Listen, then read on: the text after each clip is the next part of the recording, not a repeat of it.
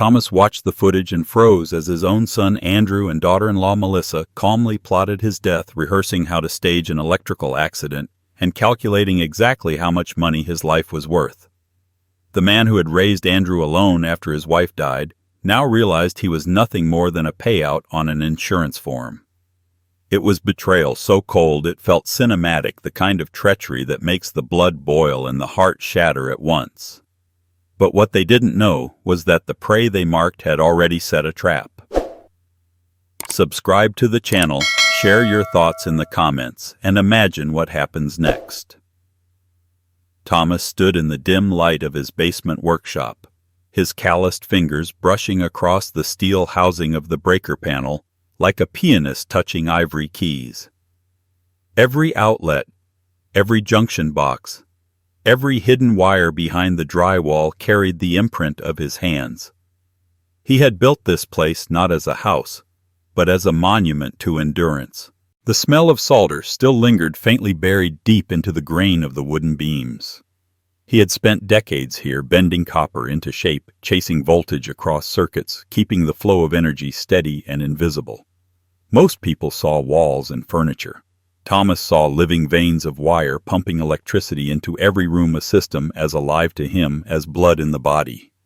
It was his art, his craft, his life's proof that order could be made out of chaos with nothing but a steady hand and the right tools. When Linda was still alive, she would tease him for the way he obsessed over details, measuring conduit runs twice, polishing brass faceplates until they gleamed. She said he treated the house like a cathedral, as if every connection carried some holy purpose. And maybe it did, because for Thomas this house wasn't just lumber and brick. It was where Linda laughed over Sunday dinners, where Andrew learned to walk across the same hardwood floors Thomas had laid with aching knees, where late nights hummed with the sound of a table saw from the garage, while his family slept upstairs. Every improvement, every repair was a way of saying he was still present, still needed, still building a safe harbor for them. Now, years later, he walked those same halls with a silence heavy enough to press against his chest. The living room outlet he installed in '96, the ceiling fan balanced so precisely, it never wobbled the dimmer switch that still clicked smoothly under his thumb. All of them whispered memories. He could recall the exact day, the exact season, even the music on the radio when he put them in. The house was his autobiography, written in wire and wood. Pride swelled in him, not boastful, but quiet. The kind of pride that comes from knowing you've left a legacy no one can erase. But pride carried weight, and weight could turn to grief. Because now in the same house that stood as proof of his devotion, Thomas had watched a different kind of current flow. Not the hum of electricity, but the venom of betrayal. He replayed the memory of Andrew's voice from the camera footage, cold and subdued, agreeing to a plan that turned his father's life into nothing more than a price tag. That same boy, once perched on his shoulders during 4th of July parades, the boy who begged him to keep the nightlight on during thunderstorms, was now rehearsing how to make his father's death look like a household mishap. Thomas leaned against the workbench, the scent of sawdust mixing with motor oil, and tried to ground himself in the details that had always given him comfort. His pliers rested exactly where they always had, aligned with the edge of the bench. The old voltage tester still carried scratches from a job site 30 years ago. These things didn't betray him. They stayed. They endured. He found calm in that thought, but only briefly. Because a house, no matter how solid, could not shield a man from treachery within its own walls.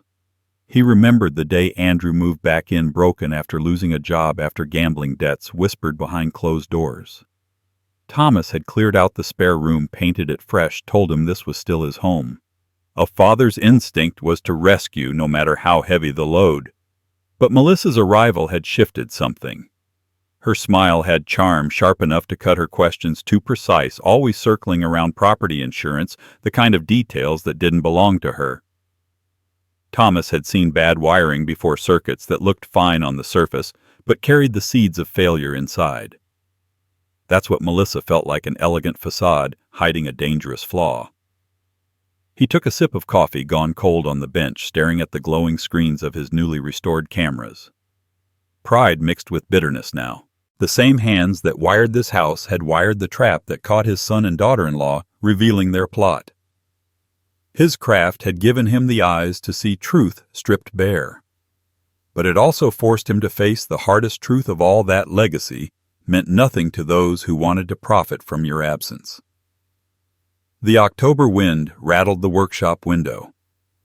Thomas straightened, wiping his hands on a rag, and tried to summon the steady patience that had guided him through decades of electrical work.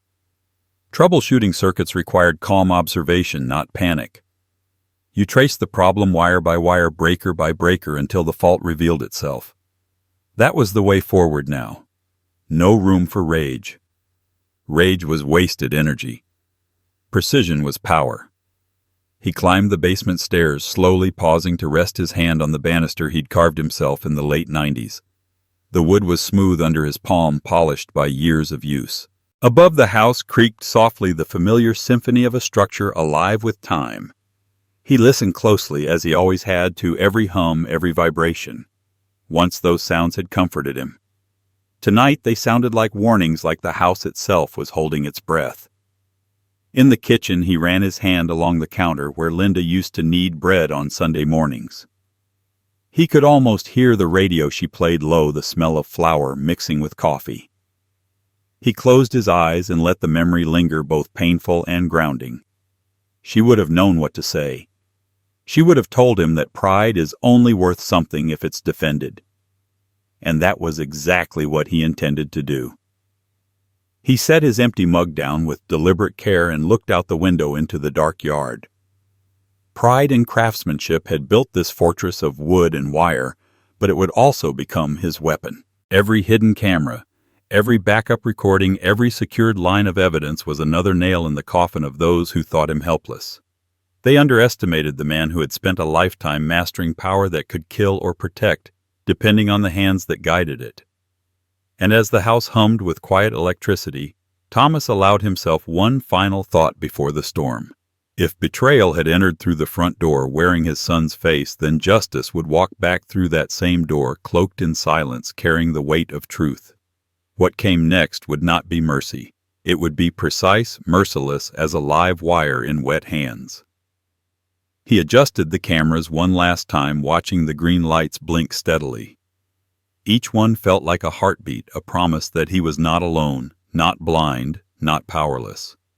Tomorrow the house would bear witness. Tomorrow his craft would deliver judgment. And as he shut off the basement light, Thomas knew the story wasn't about pride anymore. It was about survival and the reckoning that waited just beyond the dawn. Would you like me to continue this exact cinematic tone into the next beat of the story, where suspicion builds over dinner, so the flow becomes a full script-ready sequence? Thomas sat alone in the living room, the lamp throwing a pool of soft yellow across the carpet, and let his eyes wander to the framed photograph on the mantel. Linda's smile stared back at him, frozen in time, her hair catching sunlight on a summer day when life still felt whole. He let the memory wash over him, and for a moment the hum of the refrigerator and the creak of settling wood blurred into the sound of her laughter. She had been the steady current in his life, the grounding wire that kept everything balanced. Without her, the circuits of his days had always felt just a little unstable, running hot, too much load on one man's shoulders. When she died, the silence in the house grew so heavy it felt like it pressed against his lungs. He had carried on because he had no other choice. Andrew was still young, then fragile in ways he didn't admit, and Thomas promised himself he would give that boy everything left in him. Every extra shift he took at the plant, every weekend side job, wiring up storefronts and offices, it was all to keep Andrew clothed, fed, and moving forward. He told himself it was worth it when he saw Andrew graduate, when he watched him stumble through his first jobs, when he helped him move into his first apartment. A father's role was to absorb the blows life threw at his children, no matter how many it took. But the house told a different story now. The walls were lined with memories, snapshots of birthdays, school plays, Christmas mornings with torn wrapping paper scattered across the floor. Linda's touch was everywhere, her handwriting on recipe cards tucked into drawers, the quilt she had stitched resting across the back of the couch, the faint trace of her perfume still clinging to a scarf folded neatly in the closet. Each detail whispered to him in the quiet hours, reminders that love had once filled this space, that sacrifice had once seemed like an honor instead of a burden. He remembered the long nights when Andrew was sick as a child, when Linda would press a cool cloth to his forehead, while Thomas sat by the bed listening for every change in breath. He remembered teaching Andrew how to ride a bike on the cracked driveway, running beside him until his legs burned, and the triumphant grin when Andrew finally balanced on his own. These were not just moments. They were the foundation of his identity as a father. And yet those same memories now felt sharp like glass underfoot, because the boy who once reached for his hand in fear was now plotting his death in cold calculation. Loneliness crept into him like a draft through an open window. Without Linda, there was no one left to share the weight of this betrayal, no one to look across the table and know exactly what he was feeling without words. He carried it alone, the grief of her absence colliding with the fresh wound of Andrew's treachery. Sometimes at night, when the house groaned and settled, he would imagine it was her voice calling from another room just for a heartbeat before reality sank its teeth in. He wondered what Linda would say if she could see this now. She had always believed Andrew had a good heart, always smoothed over his mistakes, convinced Thomas to give him another chance when he faltered. She would have fought like a lioness to keep their family together, but even she would not have been able to explain away what Thomas had seen on the cameras. Her faith had been absolute. His was shattered. And in the silence of that living room, he admitted to himself that the loneliness was not just about losing her, but about losing the family they had built together brick by brick, memory by memory. The clock ticked on the mantel, a steady reminder of time slipping away. Each second echoed the years he had poured into being both father and mother after Linda's passing. He had thought the sacrifice noble, but now he wondered if it had been wasted, if he had built Andrew into a man who valued nothing but the next escape from his debts. He clenched his jaw, the bitterness biting deeper than he wanted to admit. He rose and walked into the kitchen, letting his fingers trace the countertop where Linda once rolled dough, where flour dust had painted her hands white, and she had laughed when he kissed her cheek.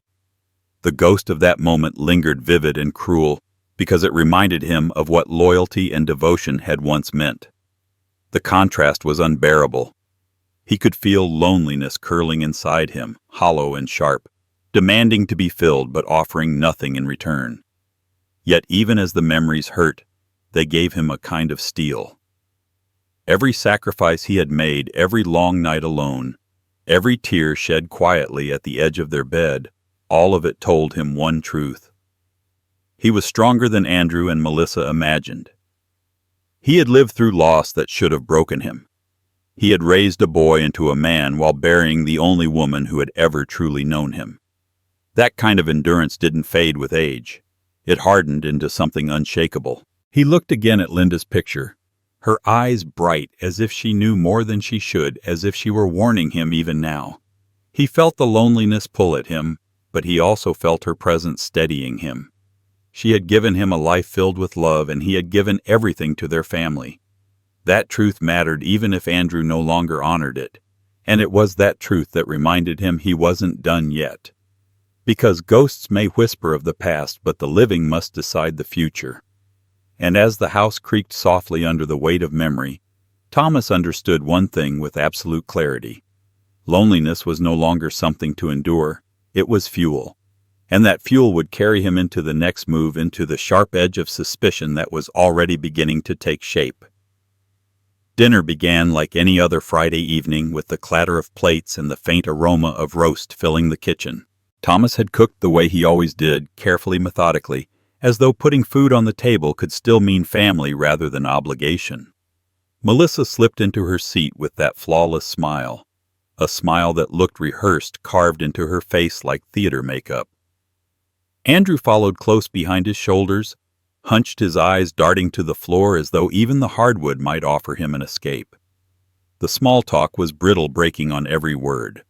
Thomas chewed slowly, letting the silence grow heavy, and in that silence he began to notice the cracks. Melissa leaned forward, her fork untouched on the plate, and let her questions drop like stones into still water. How much had the house appreciated since he bought it in the 90s? Had he ever thought about updating the insurance? Wasn't it risky for a man his age to still climb ladders and tinker with wiring? Each question slid beneath her polished voice, but Thomas heard the sharp edge underneath. She wasn't making conversation. She was taking measurements, testing the boundaries of his defenses. Andrew sat with his hands restless against the table, shifting the knife back and forth, avoiding his father's eyes. He offered short replies about his job search, vague assurances that interviews were lined up, but Thomas could feel the hollowness in every word. The boy he raised had once met the world with open confidence. Now his voice carried hesitation guilt, the uneasy tone of someone who knew too much and said too little. The roast cooled between them, as Melissa steered the evening like a captain guiding a ship into dangerous waters. She spoke about neighborhood sales, how property values had skyrocketed, how it would be a shame if such a prime home wasn't fully protected by modern coverage. She asked about doctors' checkups, whether Thomas had thought about appointing someone to manage things if his health slipped. Her tone was smooth, but the pattern was clear. Every line pointed toward money, assets, what would remain when he no longer did. Thomas felt the unease grow in his chest, coiling tight, pressing against his ribs like a second heartbeat.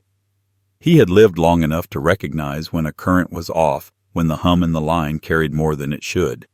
Melissa's questions weren't born of care. They were the chatter of someone rehearsing ownership, the language of possession spoken long before the papers were signed. He pushed his fork across the plate and answered lightly, but his eyes stayed sharp. He watched the way Andrew avoided him, the way Melissa filled every silence with numbers, values, possibilities. It was in the little things, the way Melissa's gaze lingered on the framed deed tucked beside the bookshelf, the way she commented on the square footage of the basement, as though she'd measured it herself, the way her laughter felt like oil on water, slick and without depth. Thomas nodded and smiled, but his gut churned. Years of electrical work had taught him that systems don't fail suddenly. They whisper their warnings long before the sparks fly. And Melissa was whispering louder with every passing minute. When she complimented the security system, her tone shifted almost imperceptibly. She said it with casual interest, but the question that followed made his skin tighten. Were those old cameras even working anymore? Andrew stiffened, his fork clattering against the plate. Melissa covered the pause with another smile, but Thomas caught it, the subtle flinch of a man caught between guilt and fear. He leaned back in his chair, hands steady, but inside he felt the cold weight of confirmation pressing down on him. The meal dragged on, every bite tasting of suspicion. Thomas could see Linda's quilt folded on the couch in the next room, a reminder of a warmth that had once filled this house. Now the air was colder, the atmosphere charged like a storm waiting to break. Melissa's voice flowed on, bright and false, as though she could smooth over the unease that spread across the table. But Thomas knew better. He heard the hum of something unnatural, something wrong. He thought of the camera feeds waiting quietly in his workshop, the silent lenses recording every corner of the house. The thought steadied him, even as the questions piled higher, even as Melissa's mask gleamed under the dining room light. He had seen enough to know this was no ordinary dinner. It was a test, a probe, a rehearsal spoken in the language of insurance forms and property deeds. When the phone rang and pulled him away, he excused himself with practiced calm, but his mind burned with suspicion. Melissa's laughter followed him down the hall, brittle and sharp, while Andrew's silence weighed heavier than any word could. Thomas picked up the call, his voice. Even his answers short, but all the while the unease grew sharper, cutting into him with every passing second. By the time he returned to the dining room, they were already on their feet, coats in hand, smiles painted back on.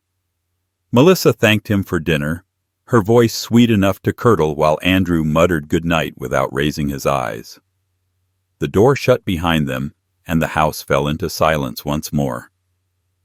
Thomas stood in the hallway, the echo of their departure still lingering, and let the truth settle in his bones. Something was wrong, terribly wrong. He didn't have the full picture yet, but the pieces were already sliding into place. The unease was no longer a whisper. It was a warning. And tomorrow, when the cameras rolled again, he would learn just how deep the danger ran. The night had settled heavy over the house, the kind of autumn darkness that pressed in close and quiet. Thomas sat in his chair with the weight of unease still clinging to him from dinner. Melissa's voice echoing in his mind, with its polished questions, Andrew's silence, gnawing like rot beneath the surface. He had meant to tell them about the cameras, to mention the hours he had spent rewiring the system, until every lens hummed back to life. It was on the tip of his tongue, ready to be dropped casually into conversation, a reminder that this house was not as unguarded as it looked. But then the phone had rung, Mrs. Patterson next door, frantic about water seeping through her basement wall. The moment slipped, drowned in neighborly duty, and Thomas had pushed the thought aside. When he returned from helping her, the house felt strangely still. Andrew and Melissa were gone. The dishes stacked neatly, the smell of roasted meat lingering faintly in the air. He glanced toward the living room at the monitor he'd left running in the workshop, and told himself he would bring it up next time. Just a forgotten detail, nothing more. Yet the omission clung to him, a shadow following close, a whisper of danger he couldn't quite place. Upstairs he washed his hands, the water running hot against his skin, and thought again about Melissa's pointed question. Were those cameras still reliable? The memory made his jaw tighten. It had been an innocent enough remark on the surface, but he knew when someone was probing for weaknesses. He had spent his entire career tracing fault lines and wiring, listening for the faintest crackle that signaled danger before the fire erupted. Tonight he had heard it again, not from copper wire, but from the voices across his dinner table. Still exhaustion won. He slipped into bed, staring at the ceiling where shadows stretched long across plaster. The house murmured its usual symphony, the low hum of the refrigerator, the faint tick of the clock in the hall, the groan of wood settling into the cold. But underneath he felt something different, a current of tension winding tighter with each breath. He rolled onto his side, eyes falling once more on the photograph of Linda. She would have noticed, he thought. She always noticed the details. And maybe she would have reminded him to say the one thing he had forgotten. Morning came, sharp and clear sunlight pouring over the driveway in golden streaks. Thomas moved through his routine with practiced precision, coffee-brewed strong tools laid out in the workshop. He powered on the monitor array, each camera angle blinking alive in crisp definition. Relief spread through him as the system purred, every angle covered, every corner accounted for. It was the kind of satisfaction only a man who had built something with his hands could feel. But beneath the pride was something colder, an itch of unfinished business. He hadn't told them. They didn't know. The realization hit him slowly, settling like lead in his stomach. They thought the system was dead. Melissa had asked because she believed the cameras were blind, and Andrew had said nothing because silence was safer than truth. And Thomas, distracted by the call, had let the chance slip by. He stood there staring at the screens and understood that what seemed like a mistake might be something else entirely. Sometimes a missed step changes the entire rhythm of the dance. At 10:15, the sound of a key rattled in the front door. Thomas froze, coffee cup halfway to his lips, eyes locked on the monitor. Andrew and Melissa stepped inside with the casual certainty of people who felt entitled to be there. His pulse quickened. They were supposed to be at work, running errands, living their ordinary lives. Instead, they moved cautiously through his home voices, low eyes scanning corners. They hadn't seen the glow of the cameras. They still believed themselves unseen. Thomas leaned closer to the monitor, every sense sharpened. The conversation drifted through the microphones, clear and unfiltered. Melissa's voice, calm and cold, spoke of Sunday morning, of an electrical accident in the basement, of a fall down the stairs. Andrew's reply was hesitant, his tone quivering with guilt, but Melissa's words carried the weight of command. They were planning not theft, not some desperate grab at cash, but murder. His murder. The missed warning now pulsed in his mind like a live wire. If he had told them, they would have covered their tracks, hidden their intent behind charm and silence. But he had forgotten, and that forgetfulness had peeled back their masks. Fate had disguised itself as distraction, handing him the evidence he needed, evidence so damning it made his blood run cold. He didn't move as they rifled through his desk, their voices spilling more details than he could have imagined. The numbers were spoken plainly: 200,000 in life insurance, 600,000 in property value. They had done the math, tallied his life like a ledger. Thomas gripped the edge of the workbench, his knuckles white, forcing himself to breathe evenly. His forgotten announcement had turned into the only thing standing between him and oblivion. Hours later, when the house finally emptied of their presence, Thomas remained in the workshop, staring at the monitors as though they were windows into another world. He replayed the recordings again and again, listening to Melissa's precise instructions, Andrew's weak protests, the way their voices braided together into a plan as cold as winter's steel. He thought of Linda, of the boy he had raised, of the woman he had once welcomed with cautious optimism. He thought of all he had given, all he had endured, and how easily it had been turned into an equation of profit. The house seemed to breathe around him, walls exhaling secrets, floors creaking under the weight of revelation. He shut off the lights in the workshop and stood in the darkness, the monitors still glowing faintly behind him. His mistake had become his salvation, and yet it also marked the countdown to something inevitable, because now he knew the truth, and the truth carried danger. Thomas climbed the stairs, every step deliberate, every muscle tight with resolve. The photographs on the wall, the artifacts of a life once whole, stared down at him with silent judgment.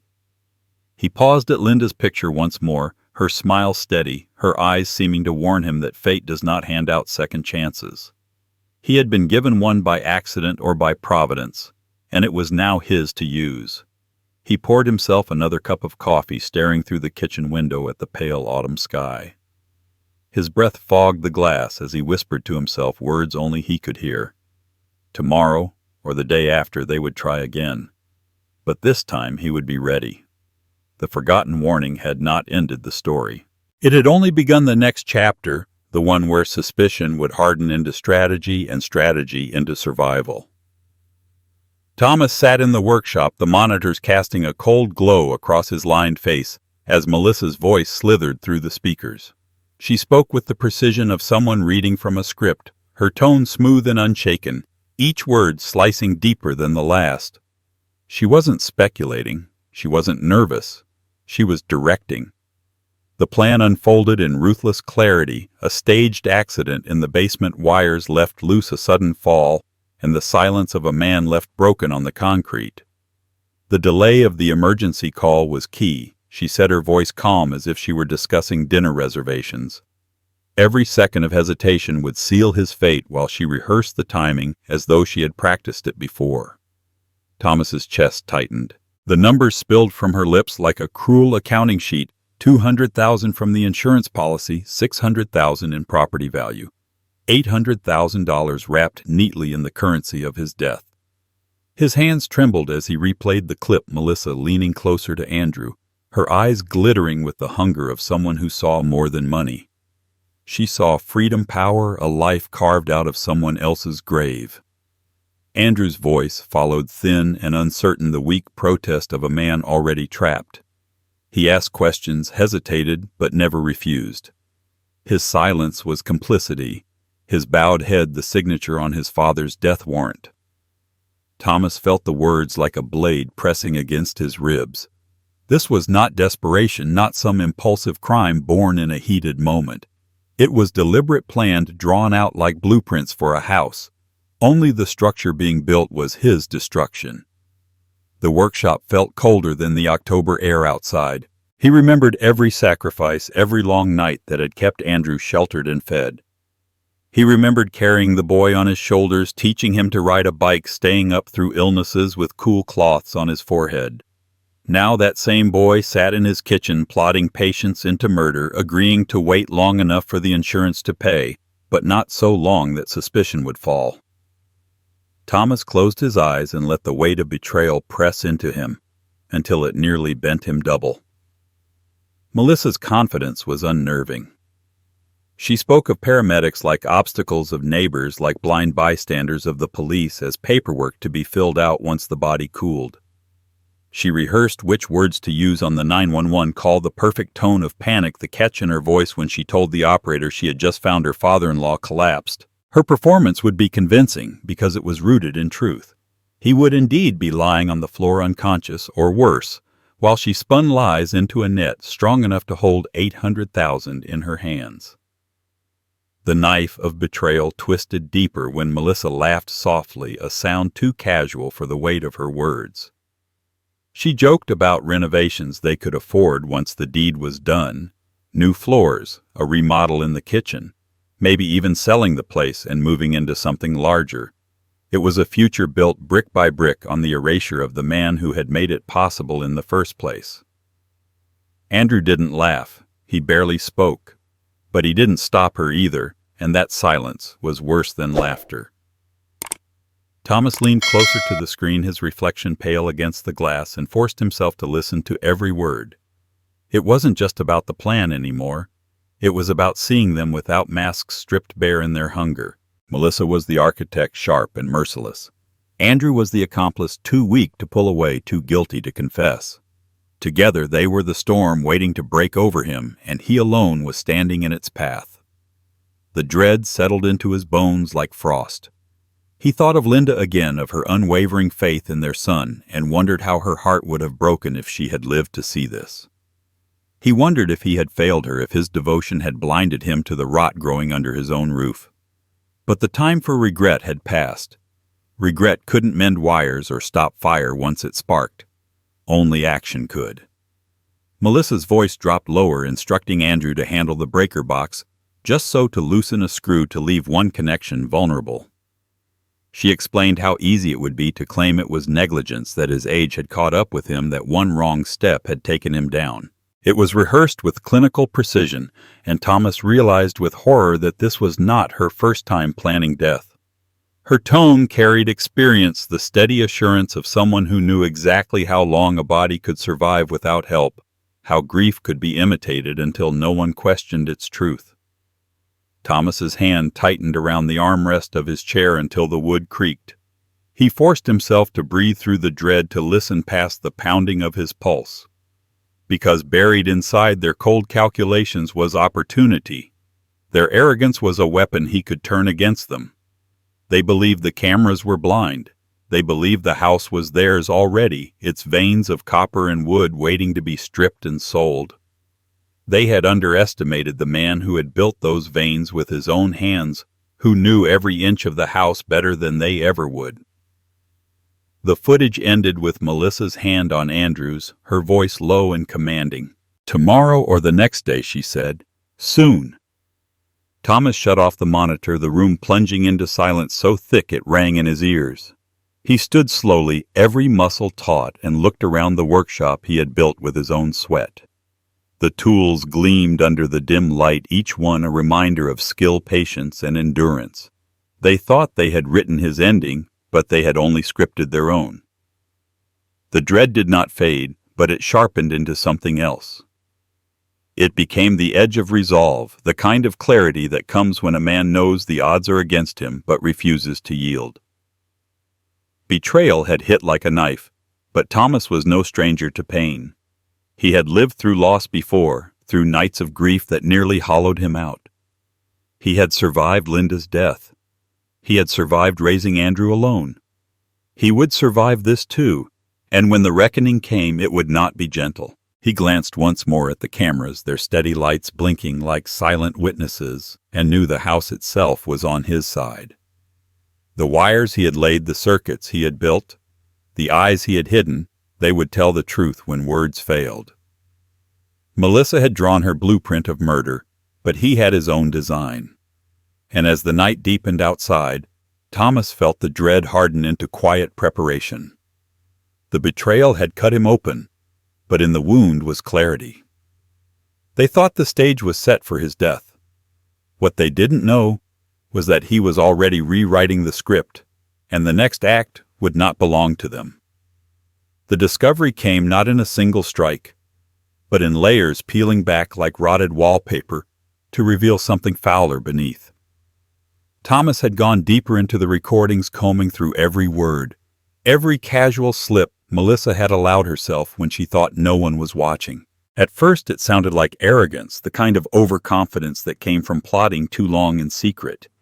But then details began to emerge, fragments too sharp to ignore. Names of towns outside their county, stories of accidents that didn't belong to her family, references to hospital stays that never quite aligned with her past. Melissa wasn't simply greedy. She was practiced. Thomas leaned closer to the monitor, replaying the footage until her words burned into him. She spoke about a man in Rockford who had slipped on icy steps, a woman in Peoria who had fallen during a storm, an uncle by marriage whose heart gave out at the worst possible moment. Each anecdote carried the same chilling rhythm, the same smooth assurance. These weren't coincidences. They were rehearsals, patterns. And now he saw them for what they were. Breadcrumbs of death scattered across towns that had long since buried their suspicions. His stomach churned. The roast from earlier dinner hours threatened to rise in his throat. Melissa wasn't stumbling into cruelty. She was a predator, refined and patient, circling the weak and the old, exploiting trust until there was nothing left but silence and paperwork. It wasn't just him she was targeting. It was anyone with assets, anyone who could be written into a will, anyone whose obituary could be polished into tragedy while she pocketed the spoils. Thomas felt bile burn his throat at the realization that his house, his life, was merely the next line in her ledger. He moved from the chair to the workbench, his legs unsteady under him, gripping the edge to keep balance. Terror and revulsion twisted together in his chest. She had chosen Andrew not out of love, but out of opportunity. His son wasn't a husband in her eyes, only an access point, a doorway into legacy, insurance, and property. The thought shattered what little defense Thomas had left against the enormity of betrayal. This wasn't about family greed anymore. This was something colder, darker, stretching beyond the walls of his home. He pictured the faces of those nameless victims, people who had likely trusted her. Smile, believed in her false warmth, only to have their last moments orchestrated into financial gain. He imagined the way their neighbors must have spoken in hushed tones, wondering at the bad luck, never daring to see the pattern forming. He thought of their families robbed not only of loved ones, but of truth itself, forced to grieve without knowing they had been played like pieces in a game Melissa had mastered. The revulsion thickened. His hands, which had wired countless homes, now felt foreign to him, trembling under the weight of revelation. He had always believed monsters lived in shadows in alleys and headlines far from his own address. But this monster wore perfume, laughed over dinners, and smiled across his table. She had kissed his cheek once, thanking him for his generosity, her lips cold as marble even then. Now he understood why. Affection was never part of her vocabulary. Only hunger. Thomas forced himself back to the monitor, scanning the footage again, desperate for confirmation that his mind hadn't leapt too far. But there it was. Melissa's casual mention of how long to wait before calling emergency services, her slip about a doctor she once charmed in another city, her timeline too neat to be chance. It fit together with cruel symmetry. She had killed before. She would kill again. And Andrew, blind or willfully complicit, was now her tether to another fortune. He pressed his hands over his face, fingers digging into his temples. The terror that rose wasn't just for himself anymore. It spread outward to the thought of how many others she might already have marked. How many towns still whispered about accidents that weren't accidents at all. He felt sick at the thought that police reports and coroner's notes sat in dusty files, never connecting the dots because Melissa's trail was too carefully laid. And here he was, sitting on proof that could unravel it. All proof born out of his own forgotten warning. The workshop lights flickered slightly, a reminder of the circuits he had wired himself, and the symbolism did not escape him. His house was alive with the power he had crafted, but the real current running through its veins now was danger lethal and unseen. Melissa thought she had him cornered, thought she had picked the perfect prey. But she had made one mistake. This prey had seen behind the mask, had traced the pattern, and understood exactly what kind of beast was circling him. Thomas felt something shift inside him. Fear was still there, sharp and undeniable, but alongside it grew a grim clarity. He wasn't just fighting for his survival anymore. He was carrying the weight of every faceless victim who had fallen before him, every life erased by her predation. Their silence demanded his voice. Their deaths demanded his resistance. He couldn't allow her to claim him as another statistic. He shut off the monitors, plunging the workshop into silence, but the echo of her words stayed with him, buzzing louder than any circuit ever had. His reflection stared back at him in the dark glass lined with age, but hardening into something unbreakable. He whispered to himself a vow carved out of terror and revulsion she would not win. Not here. Not in this house. The night deepened, outside wind rattling the window frames, but Thomas no longer felt alone. He carried with him the ghosts of those others, their fates intertwined with his own. He understood now that what had begun as a family tragedy had widened into something much larger. And as he stood there, the weight of his resolve grounding him like the earth itself, he knew the reckoning would come. Melissa had left a trail of shadows across towns that never saw her for what she was. But Thomas had seen. And that meant her pattern was broken. The question that lingered sharp and merciless was how soon she would realize that her perfect plan had already begun to unravel. Thomas sat in the workshop long after midnight, the monitors humming quietly, the weight of Melissa's voice still pressing into his chest. The terror had threatened to hollow him out, to leave him shaking and broken. But he had lived through darker nights when Linda's absence had nearly caved him in, nights when he thought raising Andrew alone might swallow him whole. He hadn't broken then, and he wasn't going to break now. Slowly the fear drained away, leaving something harder in its place. His despair cooled into resolve, as sharp and unforgiving as a blade fresh from the grindstone. He reached for the old lockbox tucked beneath the workbench, pulling out flash drives, portable hard drives, stacks of blank disks.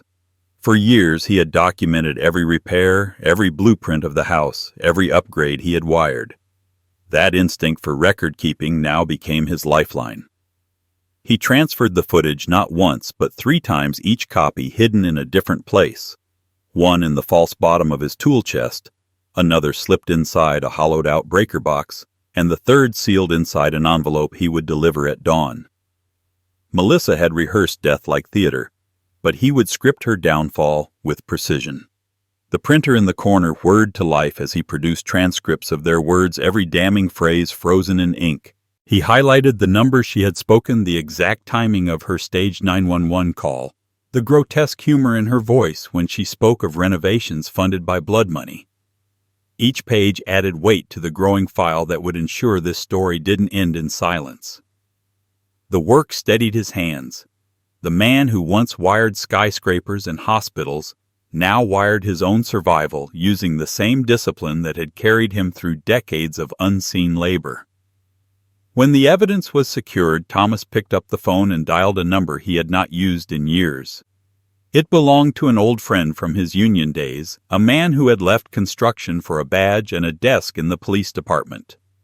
The voice on the other end was wary, but Thomas's tone cut through doubt. He didn't beg, he didn't plead.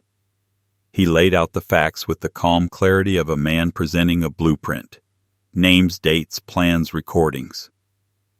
His friend listened in silence, the kind of silence that promised movement. Before the call ended, Thomas knew he had planted the first nail in Melissa's coffin. He didn't stop there. The next number he dialed belonged to a lawyer he had once hired after a worksite accident, a man who owed him more than a favor. Thomas explained only enough to make the danger clear, arranging a meeting in the coming days. He mentioned Andrew's name, the insurance policy, the property deed. The lawyer's voice sharpened instantly. Contracts, wills, guardianship papers. Things Thomas had once trusted to family now became legal armor. Melissa thought she was playing with a man too old to protect himself. She was about to learn otherwise. The workshop smelled faintly of solder and oil, the air thick with the hum of resolve. Thomas checked the cameras again, making adjustments to angles, tightening blind spots. He added a backup battery to the system, rigged to kick in if anyone cut the power. He set up motion alerts that would ping his phone, ensuring no step went unseen. Every measure layered upon the last, until the house itself felt like a fortress, alive with vigilance. For the first time in days he breathed steady, no longer the hunted, but the hunter preparing his ground. He opened a drawer and pulled out Linda's old camera, the one she used to capture birthdays and vacations. He had almost pawned it once years ago when money was thin, but her memory had stayed his hand. Now he set it up in the corner of the living room, disguised among books, its lens pointed directly at the dining table, where Melissa so often smiled and schemed. He whispered her name under his breath, a quiet vow that he was doing this not just for himself, but for every ghost Melissa had left scattered in her wake. As dawn broke, Thomas walked to the post office with a sealed package under his arm. Inside were copies of the footage transcripts and a letter addressed to a journalist he trusted, someone who had once covered union disputes with integrity. If anything happened to him, the truth would not rot in silence. It would explode into daylight, dragging Melissa's pattern of predation into public view. He slid the envelope across the counter, his eyes steady as he paid for certified delivery. The clerk asked if he wanted insurance, and Thomas almost laughed at the irony. Returning home, he paused in the yard, the house looming against the pale sky. For years he had seen it as sanctuary, then as prison, and now as battlefield. The wires in its walls carried more than electricity. They carried his resolve, his strategy, his lifeline. Melissa thought she understood value in terms of square footage and appraisals. She would never understand the kind of worth a man poured into a home he built with his own hands. That was her blind spot, and he would make sure it destroyed her. Inside, the clock ticked steadily, the rhythm of time aligning with his heart. He rehearsed conversations in his head, preparing for every angle, every denial she might throw when the truth finally closed around her. He pictured Andrew, his son, trapped between weakness and guilt, and wondered whether there was enough left in him to choose redemption.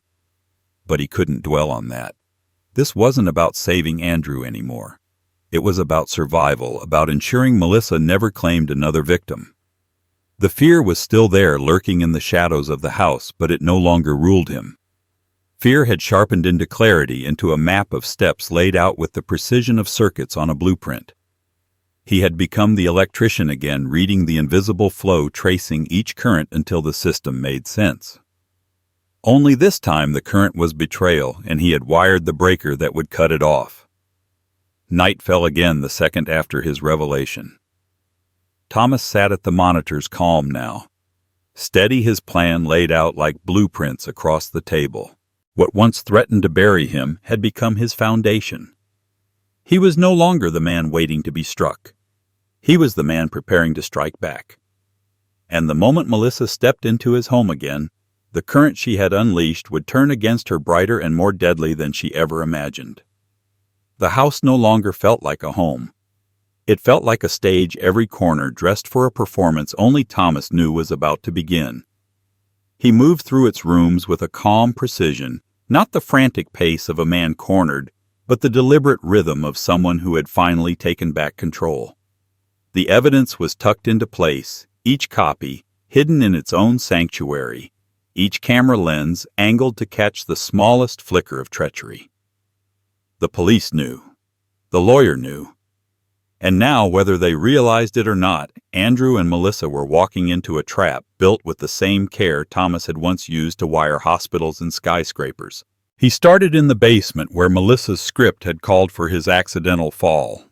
The breaker box gleamed under the work light wires coiled neatly like soldiers waiting for command. He added a hidden camera inside, small enough to vanish in the shadows, yet sharp enough to capture every movement. Another was mounted behind the shelves, its eye fixed on the spot where she had said his body would lie. He imagined her crouching there, rehearsing her false panic into the phone, not realizing her performance would be immortalized from 3 different angles. Upstairs, he placed microphones in the dining room and living room, the very places where Melissa's voice dripped with rehearsed concern. He disguised them under air vents and tucked them into the edges of bookshelves wired directly to a recorder hidden in his workshop. He even set one inside the lamp where Linda's quilt rested nearby, as if her memory itself was watching over him. Each placement gave him a quiet satisfaction. Melissa thought the house was her stage. She didn't know it had already become her courtroom. The legal papers lay in a neat stack on the table in his workshop, notarized and signed, triggered to move forward if anything happened to him. The will was rewritten, the property locked tight under clauses that cut Melissa out entirely. Insurance beneficiaries had been changed, his lawyer prepared to challenge any false claims before they could even be filed. Every document was a nail sealing her fate, every signature a reminder that she had never been as clever as she believed. She had built her life on exploiting loopholes. He had closed them all. When the tactical team had listened to the recordings, they hadn't doubted him.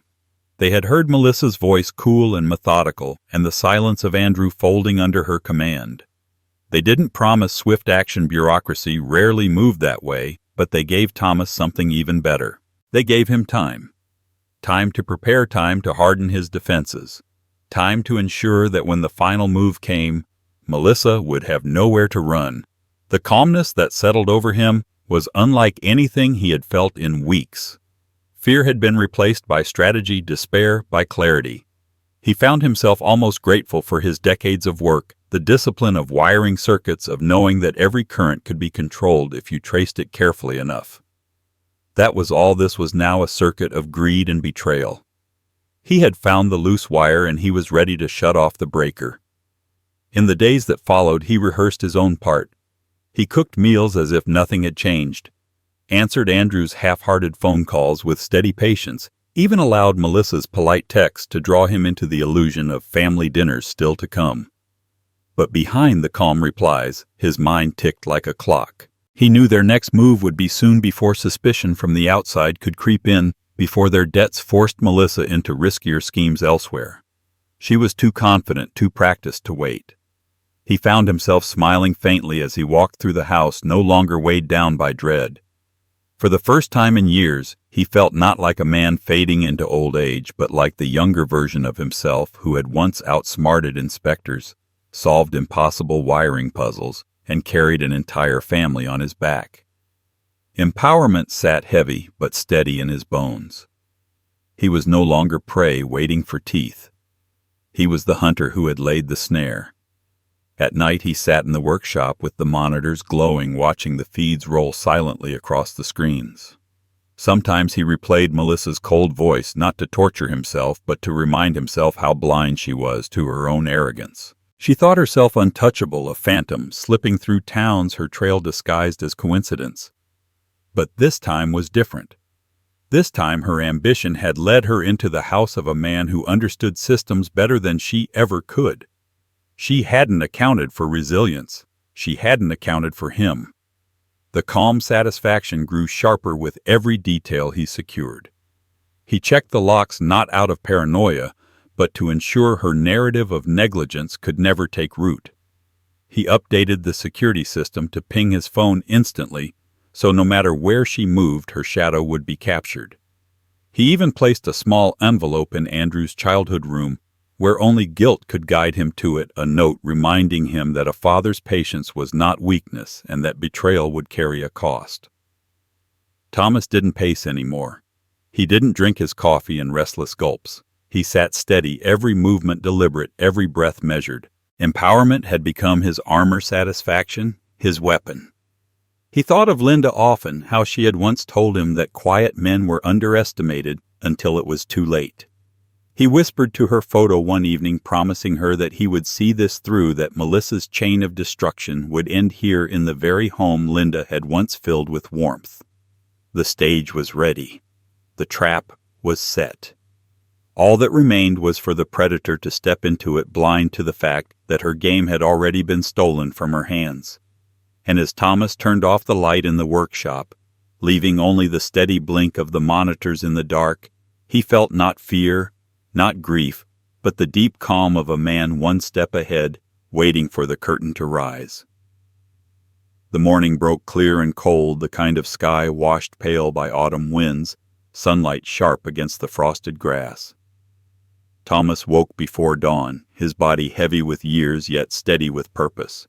He moved through the house in silence, each step deliberate, as if he were walking across a stage before the curtain rose. Coffee steamed in his cup, untouched, forgotten on the counter. Today wasn't about comfort.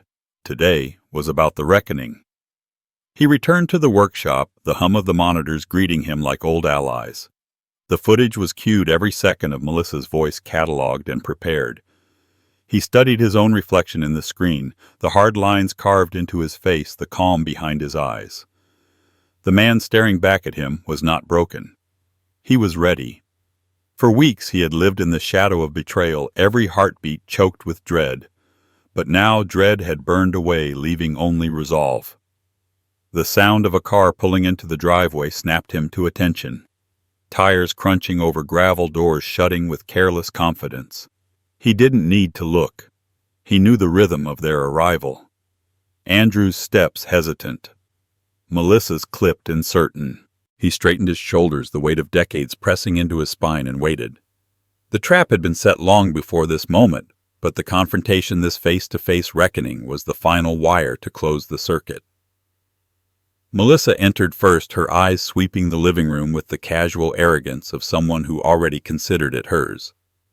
Andrew followed, shoulders rounded, gaze fixed on the floor. Thomas sat in his chair at the center of the room, the monitors arranged neatly on the table beside him, each screen paused on a frame that could cut through any denial. He didn't raise his voice. He didn't need to. "Sit down," he said, his tone flat, controlled, the voice of a man who had nothing left to lose. Melissa gave a laugh, practiced and thin, but it faltered when Thomas reached forward and pressed play. Her own voice spilled into the room, crisp and damning, laying out the details of his staged accident. The silence that followed was heavier than thunder. Andrew's face drained of color, his lips parting, but no words coming out. Melissa's eyes flickered, searching for an angle, but Thomas met her gaze with a calm that froze her in place. He let the recordings roll, each one stacking like bricks in the wall of her downfall. The transcripts lay spread across the table, highlighted in yellow signatures of her intent captured in ink. $800,000, Thomas said quietly, his voice like steel scraping stone. "That's what you decided my life was worth." He turned to Andrew, whose hands trembled against his knees. "And you, my own son, you didn't stop her. You didn't even try." The silence broke when sirens wailed faintly in the distance, growing closer with every passing second. Melissa stiffened, her mask cracking at last. She stood sharply, but Thomas was already on his feet, blocking her path. His voice carried the weight of final judgment. "It's over, Jennifer." The name hit her like a blow. Not Melissa, Jennifer. The truth stripped bare, her real identity unearthed from the ashes of other towns, other deaths. Her lips parted in shock just as the front door burst open. The police stormed in with shouts and authority, the weight of law slamming against her fragile facade. Jennifer tried to twist free, her voice climbing into shrill denial, but the cuffs closed around her wrists with a finality that silenced the room. The predator who had stalked the old and the vulnerable was dragged across the threshold, her carefully built empire of lies collapsing in a single morning. Andrew crumpled into the chair opposite his father, his body shaking, his face buried in his hands. The sound that came from him was not speech but a broken sob, the release of guilt too heavy to carry. Thomas stood over him, his heart splitting in two. Justice had come swift and absolute, but it carried a price he had always feared. He had saved his life. He had avenged the lives of those Jennifer had destroyed, but in doing so he had lost his son forever. He reached for Andrew, the instinct of a father never fully extinguished, but Andrew recoiled, shame scorching his features. "I didn't stop her," he whispered, voice hoarse, eyes refusing to meet his father's. "I didn't stop her." The words echoed in the room, heavy with truth, heavier with finality. Thomas's throat tightened. He wanted to tell him that weakness didn't erase blood, that mistakes didn't erase history. But the words died. Some fractures could not be mended, not today, maybe not ever. The officers lingered only long enough to collect evidence to take statements to confirm what Thomas had already secured. They thanked him with professional distance, their voices firm, their respect unspoken but clear. When the last car pulled away, the sirens fading into the distance, the house returned to silence. But it was a different silence than before. Not the silence of dread, but of aftermath. Thomas sat back in his chair staring at the quilt folded neatly on the couch, Linda's memory watching over him like it always had. He thought of the promise he had whispered to her that Melissa's trail of destruction would end here. It had. Justice had been served, but the taste was bitter on his tongue. Victory had come not as triumph, but as survival, and the cost was the love of the boy he had raised, now shattered under the weight of his own weakness. He closed his eyes and let the moment settle into him. The predator was gone. The house was safe. But the bond between father and son lay broken on the floor, like glass shards too sharp to pick up. He knew he would carry that loss with him for the rest of his days. And yet beneath the sorrow, there was still a thread of resolve. Because Thomas had done what had to be done not just for himself, but for every life Jennifer had stolen. As evening fell, the house hummed quietly, with the electricity he had wired decades ago, a reminder that some structures endured no matter how fierce the storm. Thomas poured himself a cup of fresh coffee, his hands steady, his gaze fixed on the darkening horizon. He had faced betrayal, stared into the eyes of death, and lived to see justice delivered. But as he sat in the quiet, he wondered whether survival was victory or if it was simply the beginning of another story, one where forgiveness would never come. Life has a way of testing the bonds we believe to be unbreakable. Thomas's story reminds us that even within family, trust can be fragile, and betrayal can come from where we least expect it. Yet it also shows that resilience and preparation are powerful shields against those who seek to exploit weakness. As we grow older, it is easy to think our best years are behind us, but strength doesn't fade with age. It transforms into wisdom, patience, and the ability to see through deception. Protecting ourselves, safeguarding our legacy, and standing firm in the face of treachery are not acts of selfishness, but of dignity. We must remember that true love and loyalty are proven by actions, not by words or appearances, and that it is never too late to demand respect. Let Thomas's resolve be a lesson. Silence can be powerful, but readiness and courage are what turn the tide. If this story spoke to you, don't forget to subscribe for more powerful life lessons and share your thoughts in the comments. We'd love to hear your perspective.